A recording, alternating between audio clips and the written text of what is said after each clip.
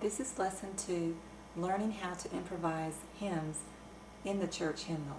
Remember that songs in the church hymnal are just written for voice parts only, so the church pianist has to create more notes to make it sound full enough to support the congregational singing.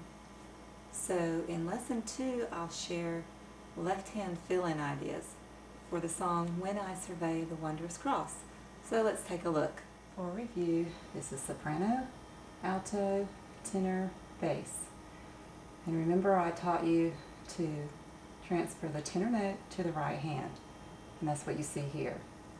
And then place your thumb on the bass note, which is F, and double it.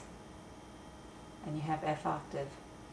And this time I'm going to share some different left hand ideas other than an octave for each word. This is a half note, it gets 2 counts, right? So I need 2 beats moving in the left hand just to create some interest in sound. So just play 2 F octaves.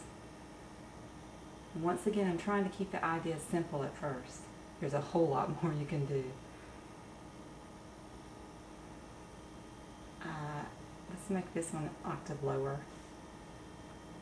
Okay, F for the word I. F is the bass note, so I double it. Second measure, half note once again, but instead of doing the same idea as I did here, I'll just play 1 F, basically a broken octave for 2 counts worth, just to fill time. A little different sound. Okay, on the word the, B is a bass, but I'm going to take the B down an octave lower, the whole octave lower, because I'm going to give my left hand a little more playing space for a neat filler here in just a minute. Okay, A is the next bass note, lower A octave. Okay, this is where we're going to have a little fun. G is the octave, the bass note, excuse me. So, I know this is not the neatest, but you get the idea. Okay, here is where you can add a little more creativity. Okay, if you look carefully, G, going from a G and going into a C. So from a G to a C, what can I do in between as a filler? I take the G octave lower so I can approach the C. Just play what's in between. What's between G and C?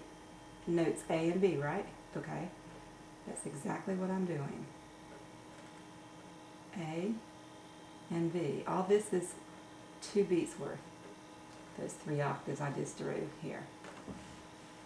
And then on this chord here, we're on Rus. C's the bass.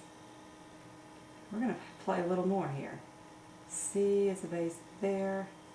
Where are we headed to? F. What's between C and F? What notes? D and E. Well, let's use them. Use them. You have to change the rhythm around to fit them in. We only have 1 beat to play with here, so let's make those 2 8s and an E. Got C, D, E. And here we are with F. I just forgot to draw 3 notes here. I'll do that real quick. Okay, now left hand has 4 beats to do something, and once again I could show you many ideas here, but let's use a simple one. I'm going to just simply use octaves in broken chord tones. What I mean here is this is an F chord. If you know theory at all, you'll realize that we have an F chord here with these notes together. F, A, C are the notes. For an F chord, well, we're going to reverse them, mix them up a little. F, we're going to climb downhill, because what I know you don't see yet on paper is the next measure leads us to an F octave, F bass going on, so I know I can go F here, and I want to land on a lower F octave. C belongs in the F chord, so let's C, F, C, what's the other note? A, yes, we're just mixing them up. And now, I could play, I know you think F, because F is where we're headed and that belongs. Well, I can play a G, it doesn't belong in the chord, but it's leading me straight to an F, so it sounds okay. That's where you have to learn to add notes that don't belong in a chord as stepping, like fill-in ideas to get to the next chord. Okay? I'll play this so you can hear. Whoops, I missed the chord. There we have a C bass, so. Y'all been wondering why I didn't fill that in. Just overlooked it. Old age, I guess.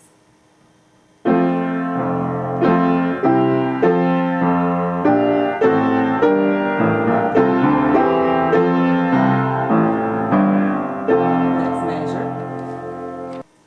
I need to point out one more thing right here. What chord is this? C, E, G? C chord, right? Okay. There's this rule in music theory. If you're playing the third of the chord in the right hand, omit it in the left hand. It just has a more balanced sound. Otherwise, you have too much of the same note. And this is the kind of theory I learned later in life, and it makes such a difference in your hymn playing.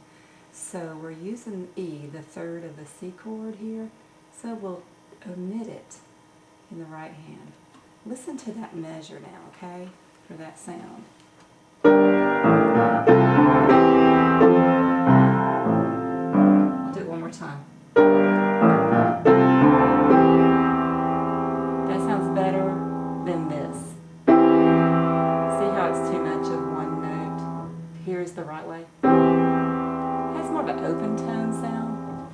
So that's a good tip to pick up on this lesson also. That's the end of lesson 2. Hopefully you filled out your worksheet as you watched the video. If you haven't, just go ahead and do so now.